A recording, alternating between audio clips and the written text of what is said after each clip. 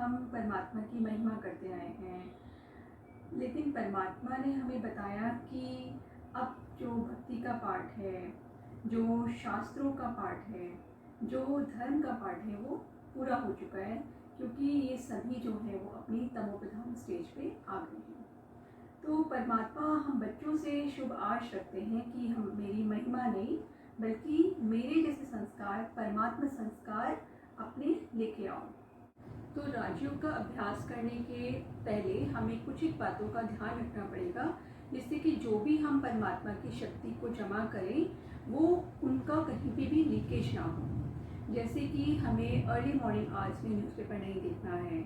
हम सब जानते ही हैं कि उसमें बहुत नेगेटिविटीज़ होती हैं, और हमें सारे दिन में ध्यान रखना होगा कि जो भी हम भोजन लें वो सात्विक हो, और जो भी किसी की कंपनी में बैठें तो उसमें ध्यान रखें कि वो अच्छी कंपनी हो, संगदोष ना हो। चाहे हम मोबाइल के साथ भी बैठते हैं या टीवी के साथ बैठते हैं, तो हमें ध्यान रखना होगा कि हमारी जो नेगेटिविटी है, जो वहाँ से नेगेटिविटी आ रही है, वो हम तक ना पहुँचे।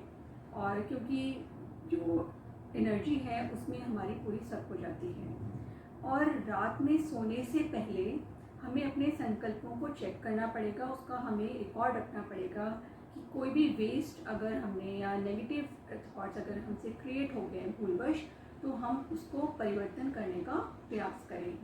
और परमात्मा क्योंकि ज्योतिर्बिंदु स्वरूप है, तो हम जिस संबंध से भी उसको याद करना चाहें हम उसे याद कर सकते हैं।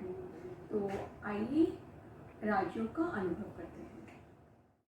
परमात्मा का परिचय मिलने के बाद ये स्मृति में रखते हुए कि ये ही मेरा ईश्वरीय जन है, आँखों को खोलकर बैठ जाते हैं और सभी बातों से डिटैच्ड होकर अपने आप को भ्रकुटी के मध्य अति सूक्ष्म चैतन्य ज्योतिर्बिंदु स्वरूप आत्मा रूप को देखते हैं।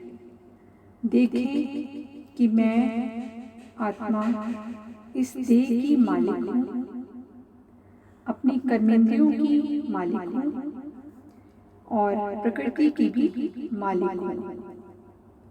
सभी कर्मेंद्रियाँ मेरे नियंत्रण में हैं। और विजुलाइज करें कि मैं आत्मा इस शरीर से निकलती हुई ऊपर की ओर जाती हूँ। अपने स्थान से ऊपर की ओर उठती हुई मैं आत्मा और ऊपर तारामंडल में चांद सितारों की दुनिया को पार करते हुए और ऊपर जाती हूँ और सूक्ष्म बदन में पहुँच जाती हूँ। वहाँ फरिश्तों की दुनिया है। ब्रह्मा बाबा फरिश्ते रूप में, लाइट स्वरूप में विराजमान हैं। वो मुझे दृष्टि देते हैं और मैं शांति का अनुभव करती हूँ। और ऊपर की ओर जाने पर मुझे लाल प्रकाश दिखाई देता है। सर्वत्र वहाँ शांति ही शांति है, पवित्रता ही पवित्रता है। मेरे परम पिता शिव बाबा के पास मैं बैठ जाती हूँ। उनके समक्ष बैठने पर उनके शांति की किरणें मुझ आत्मा पर पड़ती हैं। उनकी पवित्रता की किरणें मुझ आत्मा पर पड़ रही हैं और मैं शांति का, पवित्रता का, आनंद का अनुभव करती हूँ। जो इस सृष्टि पर विघ्नों का तूफान मैं देखकर आई हूँ, उनके सानिध्य में मुझे लगता है कि ये तूफान जो है एक तिनके के समान हो गए हैं। मेरा भय खत्म होता जा रहा है। मुझे ऐसा प्रतीत हो रहा है कि ये जो विघ्नों के पेपर आ रहे हैं, ये मुझे अनुभवी मूर्त बनाने के लिए आए हैं। माया के भिन्न भिन्न रूप जो दिख रहे हैं, ये अब मुझे खेल के समान प्रतीत हो रहे हैं। मैं शक्तियों से भरती जा रही हूँ और बहुत सुखद अनुभव कर रही हूँ।